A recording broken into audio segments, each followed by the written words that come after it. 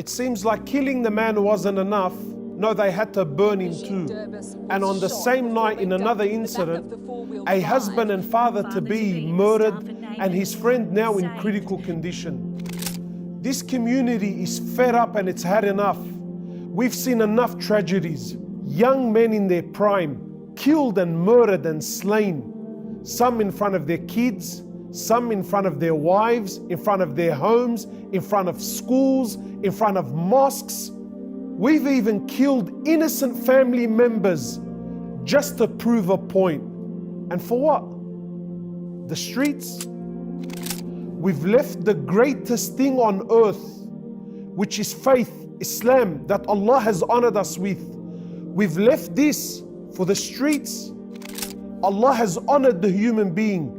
Islam has honored the human being's life, the human being's intellect, his wealth, his honor, his lineage.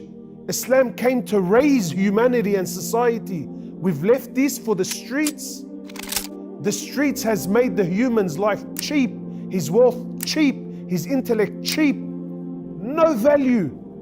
Have we forgotten how to be men, how to be Muslims, how to be honorable human beings, resolve our disputes by talking, going to our parents, going to the Shaykh, going to people of influence, people of authority?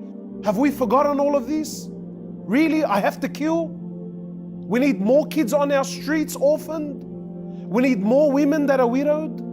Do we need more mothers that have to live the rest of their lives with the pain and the agony of burying their own sons? Over what? To kill?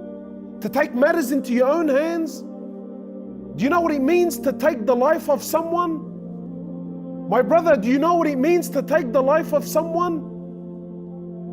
Allah Azza wa Jal says in the Quran, to kill the life of one human being, it is as if you have taken the life of every human being. Now we kill.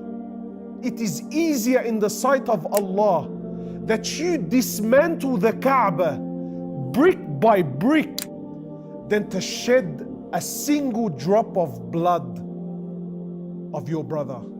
Do you know what it means to take someone's life? You're challenging Allah. Life and death belong to Allah. When you decide to take matters into your own hands, what you're saying to Allah is, Allah, you don't know how to do your job. I'm gonna do it for you. You're challenging Allah, my brothers. Do you know what this means? Fir'aun challenged Allah. He decided to take the lives of the children of Banu Israel. So Allah accepted his challenge. And do you know what was the fate of Fir'aun? It will be the fate of every person who challenges Allah. Allah subhanahu wa ta'ala took the life of Fir'aun in front of his army, in front of his people, in front of Moses. He drowned him. Not only did he drown him, the sea rejected him, the earth rejected him. Everything he took pride in was there to witness his death, and they couldn't help him, they couldn't assist him, they couldn't aid him. And then Allah subhanahu wa ta'ala says to Fir'aun, and we shall leave your body as a sign for the rest of humanity until the day of judgment. This is what happens to those that challenge Allah. But unfortunately, we've become blind to the signs of Allah. You do not want to stand in front of Allah Azza wa Jal on the day of judgment and you have blood on your hands.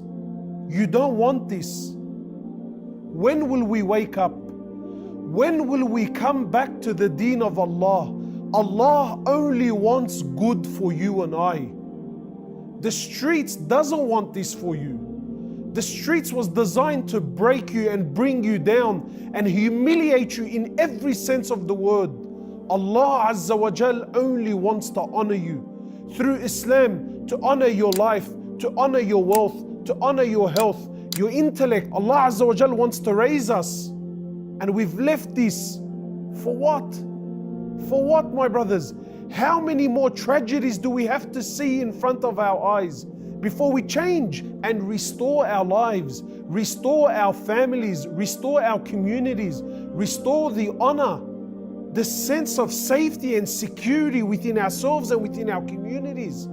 Yes, we will have disputes, but we resolve them like honorable human beings, like men with justice, the justice of Allah, not the justice of egos.